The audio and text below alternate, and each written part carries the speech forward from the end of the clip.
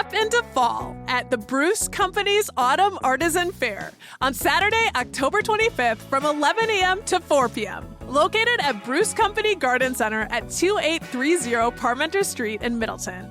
The fair will have booths featuring 50 local makers and bakers offering unique handmade goods. We're talking about one-of-a-kind gifts like handcrafted woodwork and jewelry and delicious foods like homemade fudge. Find out more and check out the whole vendor list at brucecompany.com.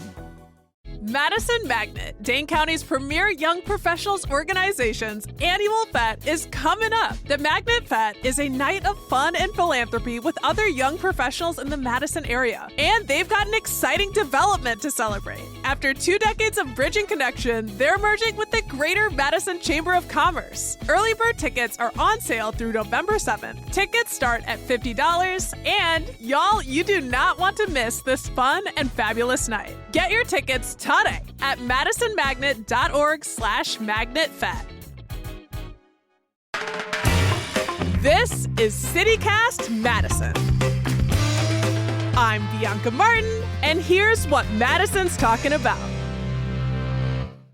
Today, it's budget season here in Madison. Our mayor, Satya Rose Conway, recently released her proposed 2026 executive operating budget, which might not feel all that exciting to most folks, but it is important. And for those who nerd out, it's an exciting time.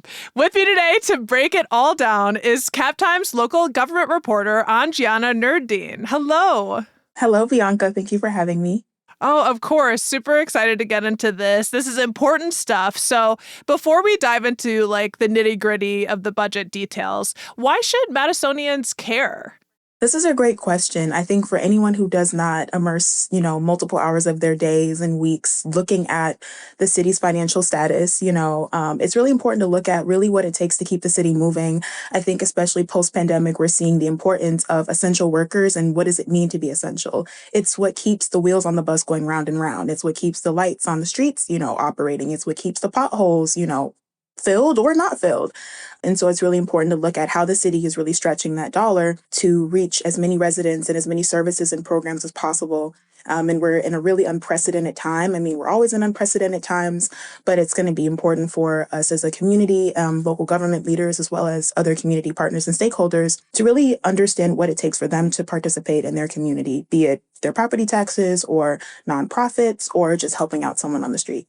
And when you say unprecedented times, are you talking about like the political landscape, the fact that the city is growing faster than ever, those sorts of things? Those sorts of things and everything in between. I mean, we're in a really unique time where we're seeing more collaboration, I think, between community partners and state stakeholders and things of that nature. It was really fascinating to learn about the lobbying efforts with the Welch Group that lobbies on behalf of Madison and to see kind of what are other municipalities locally dealing with that we're also dealing with, but then also across the country, what are other communities dealing with in the larger metropolitan areas like Chicago and Minneapolis and things of that nature. So there's a lot going on in the world, and at the local level, there's a lot going on, little fires everywhere, so to speak, but I think we definitely have the resources and the willpower to handle them and keep moving forward.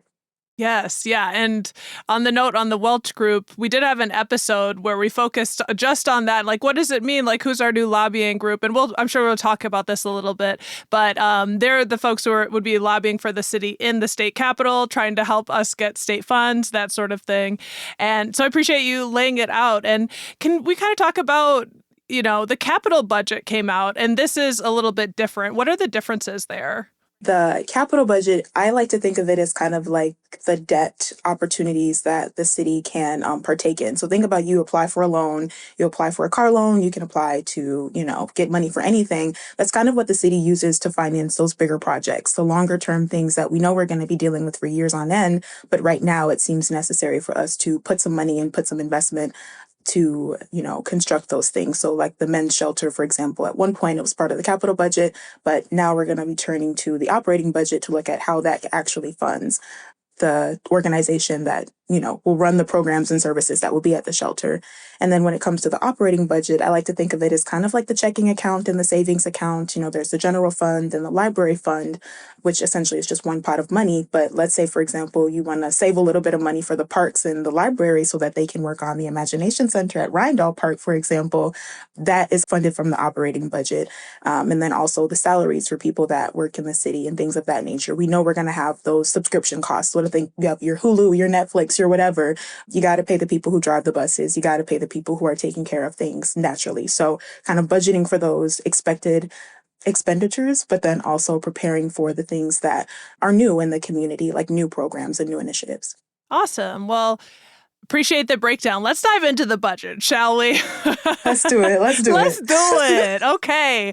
And I also really appreciate all those metaphors. Very helpful. At a high level, what are the mayor's priorities in this budget? And we can go ahead and start off with one that you've already shared, right? The Imagination Center. Yeah, so there's a handful of priorities that the mayor has laid out in her budget proposal. There's the Imagination Center in Ryandahl Park, which is kind of a collab between the city's library and parks. There's also the men's shelter, which was being constructed right now, and it's anticipated to open next year. And then that's on the east side of Madison, along with the Imagination Center in Ryandahl Park.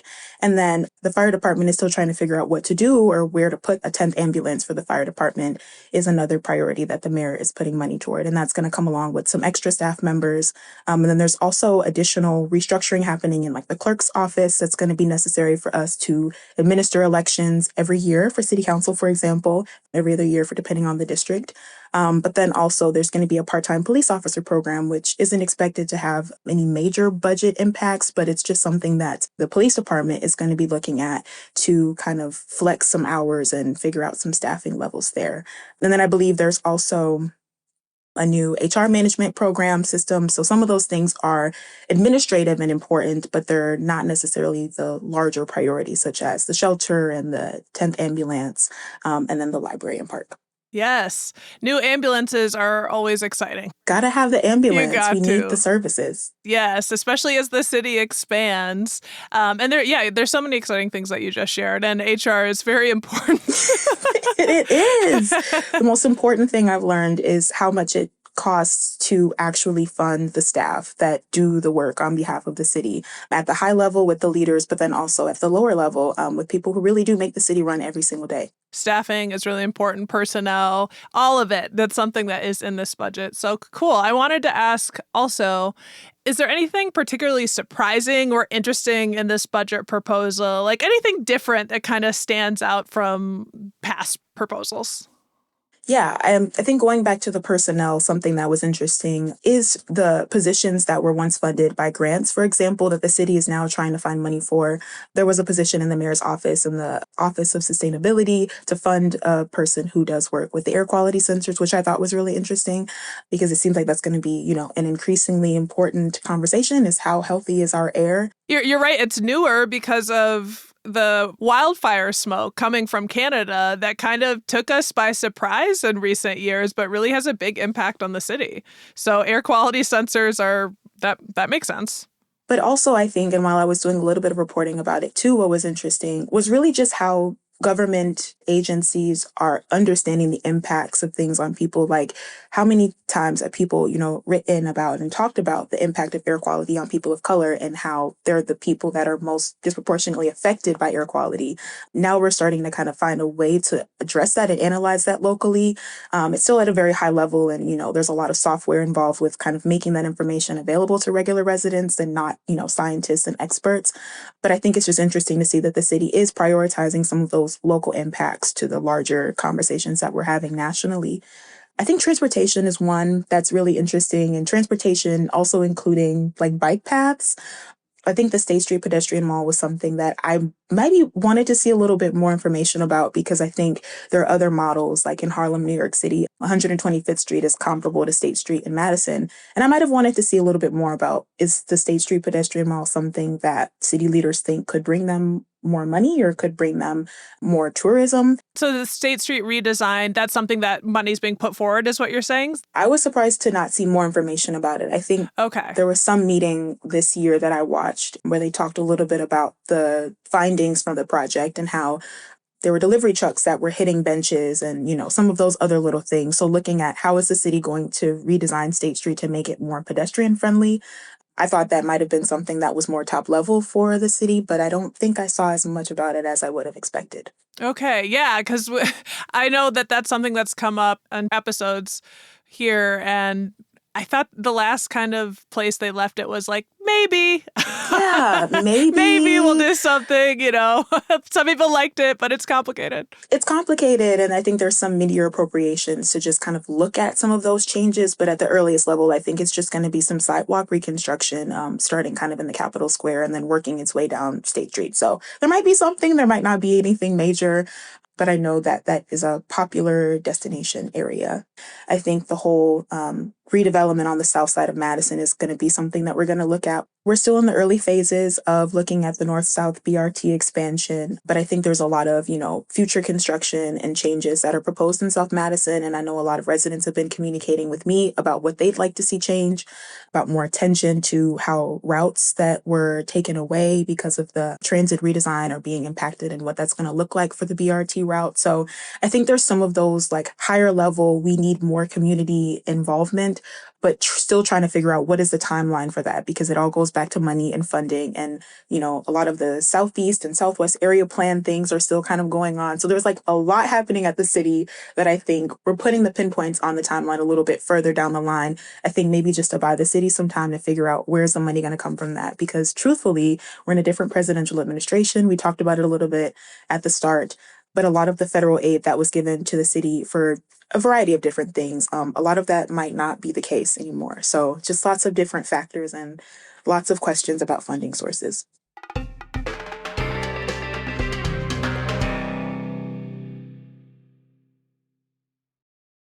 I understand that this budget doesn't include any cuts to city services. And as it stands, it's about $20 million more than this year's adopted operating budget. What makes up the biggest pieces of the budget pie this year? Most of the budget goes toward the personnel. It goes toward paying the salaries and the benefits of the people who work for the city. They did increase a little bit to the debt services, so that's paying back some of the costs from capital improvements and things of that nature. But then there's also a couple of other things that really address transportation. There's like a $6 million subsidy to Metro Transit. There's a slight increase in public safety. We talked about that a little bit with the extra ambulance that the fire department would like to have. And then some of the administrative costs are dealing with software and, different apps or things that the city wants to use, such as the HR management software and some of those other things, which is actually really interesting to think about. When we as residents and as regular people want to download an app, we can just download it. But when the city wants to implement something, that cost actually ends up coming out into the operating budget. And it was really fascinating to see, how much the city wants to upgrade some of its software and make some of those processes a lot easier, because I think there's been a lot of stories recently about management and personnel, and we've seen a lot of turnover at the top as well. So I think it's good to see the city is putting their time and their energy toward making their processes easier, but it also just comes out in the budget as, yeah, we're downloading a new software and we want to use this app. So that's how much it costs. That's really interesting. I've got here that the personnel part of the pie is the largest share at around like 60%. Yeah. And then the debt service looks like closer to like 16.3. So really personnel is the hefty part here. And it's fascinating to hear that the software, that they really need to like plan a year in advance for what they want to use. So the city can't put it on Klarna. The city has to pay up front for some of those costs. And I think it's a good thing. Like one of those is the Love My Air platform, which I thought was really cool because you see other neighboring counties like Milwaukee implementing some of those things where they're putting data from their schools and they're putting data from other places so that their residents can actively see what the air quality is like. So it's a really interesting kind of collab between using these national databases and these national software. And I can imagine that more residents want to see the city get to the digital age a lot faster and upgrade a lot of those services. So it's kind of a good thing, but someone's got to pay for it. For sure. And so speaking of, last year, the city was in real crisis mode over the budget, right? There were talks of serious cuts. The future of some major projects were called into question, some entirely. In response, Madison voters decided to approve the $22 million property tax referendum that helped the city raise funds. How are we seeing the effects of that referendum in this proposed budget? So my understanding is that the referendum put us in a good position this year. So hopefully we don't have to talk about a referendum for another couple of years. And really, I think what's helpful to understand about that is that it's just costing more for the city to do these services, to put out these programs and services, but also the money that the city gets back is not equal to how much we're spending. So it's a little bit challenging to understand that from the perspective of you have your property taxes and you're spending this money and then trying to figure out where it's going. But I think the city is moving forward with a 5-year plan for the operating budget, which is kind of strategizing, okay, what are the areas that we know we're going to need to see more funding maybe later down the line? So the North-South BRT expansion is one thing where maybe we're not dealing with it as much now in the operating budget, but in the future that might come about with more staffing levels or, paying attention to overtime or paying attention to how much money may be needed to accommodate other routes or something like that. The other thing that's kind of interesting about this is that there is a lack of federal dollars that came in. So I think some of the debt services and some of the other smaller percentage changes that we're seeing in the next year's operating budget are coming to fill in the gaps from some of those grants that are gone. I know housing is one of them. The Dairy Drive controversy was a huge part of that, where there was a lot of federal money, but there isn't going to be federal money in the future. So the city kind of used some of its money this year, which is why they wanted to push forward with the demolition of Dairy Drive. In terms of Dairy Drive, if folks are regular listeners, they probably know what it is, but just in case if you do not know, it was a city-sanctioned homelessness encampment site where there were dwellings, like almost 30 dwellings where folks could go to and have a transition space. And go back and look for the conversations around that. That's been on CityCast Madison. But yeah, go ahead, Andriana. And it's my understanding from looking at some of the budget documents that we're okay now, we're in the clear for now, but looking at the 5-year outlook of the city's operating budget, it's very likely that around 2028, 2027, there could be increases to small things like service charges that could, make up a little bit of money. But referendum is kind of like it's a trigger, a trigger warning when you talk about referendum. But as far as I know right now, we seem to be in an okay position. On something that you mentioned, talking about the referendum and property taxes, they are still expected to increase under this budget, roughly $30 a year for the average Madison homeowner, which is apparently the lowest annual increase in 40 years, according to the mayor. Is this increase typical? Like, should folks always expect to see their bills rise? That's just an inevitability.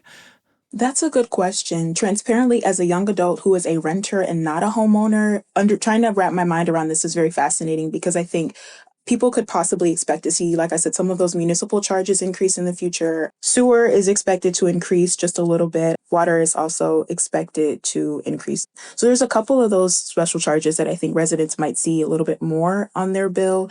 So it seems like it's small, but at the end of the day, it all boils down to, someone's daily budget. And I think in this economy, there's so many different factors and inflation and tariffs and just the average cost of eggs at the grocery store, all of that really does impact how the residents will be able to afford their home in Madison.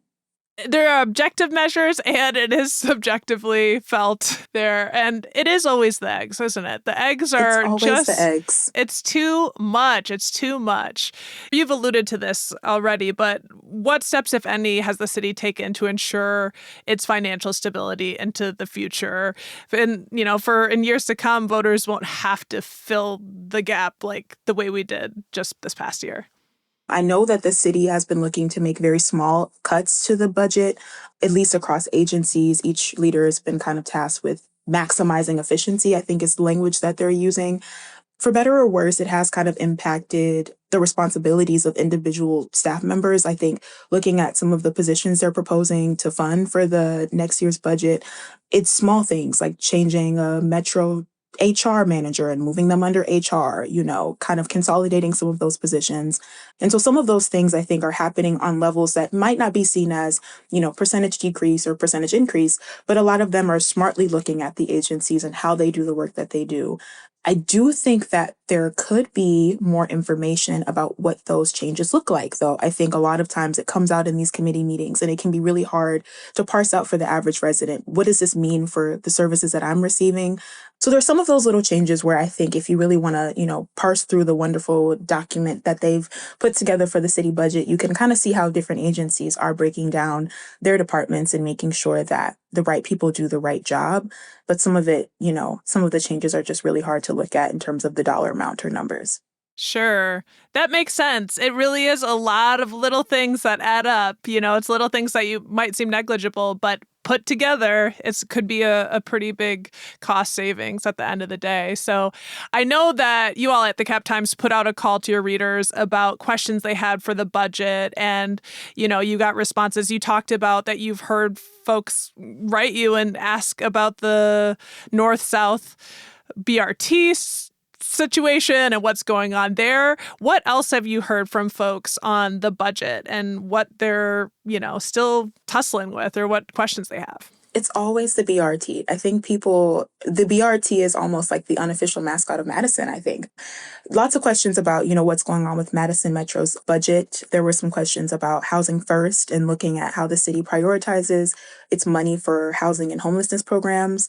There's a lot of federal dollar stuff that goes on with affordable housing, but at the local level, people really want to see their dollars fund things that they can tangibly see are impacting people's lives. So that community development stuff has really been a big question for folks. And then there's also questions just about, again, that spending on personnel. How much are these directors getting paid and how much are their retirement benefits? How much are the average City of Madison employee? How much are they getting paid?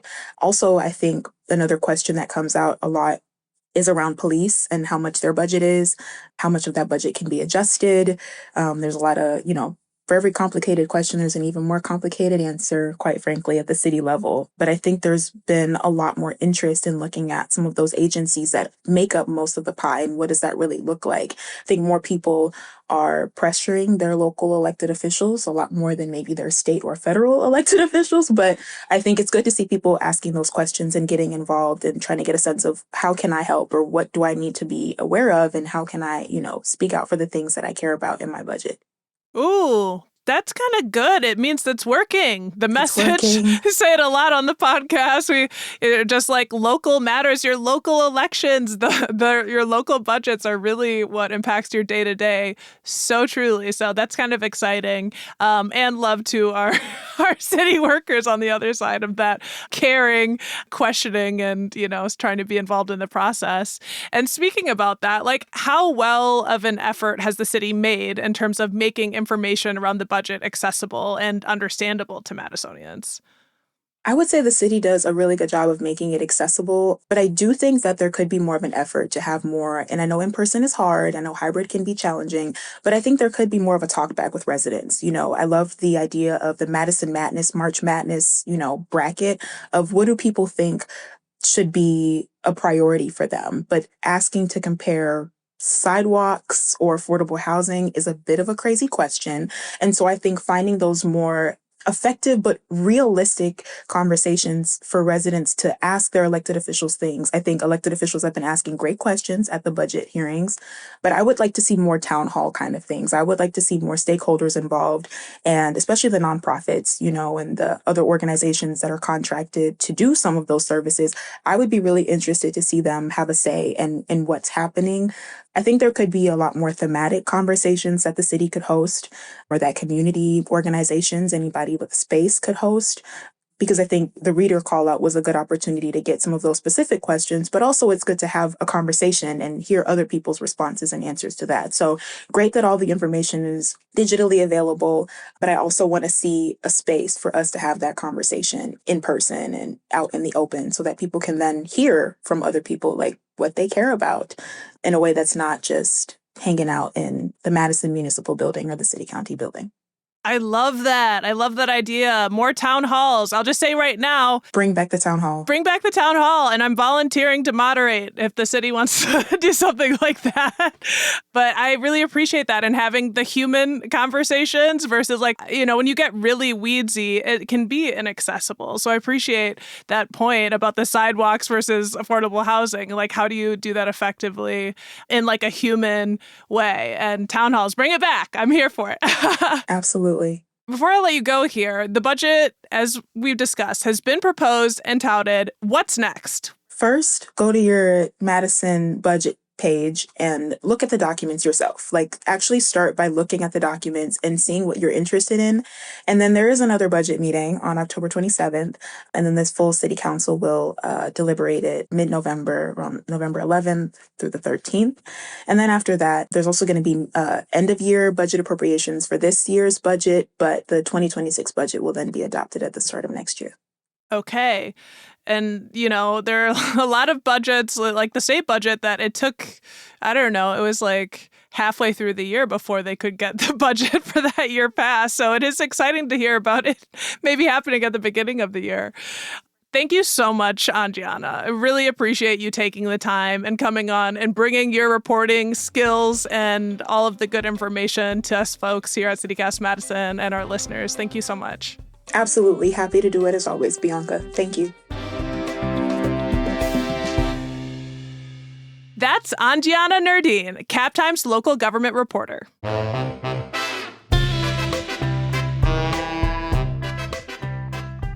That's all for today here on CityCast Madison.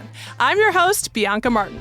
Don't forget, you can support the show and get great perks by becoming a CityCast Madison neighbor at membership.citycast.fm. And if you enjoyed today's show, why not share this episode with someone who likes to crunch some numbers? Alrighty, we'll be back tomorrow morning with more stories from around the city. Until then, take good care and thanks for listening.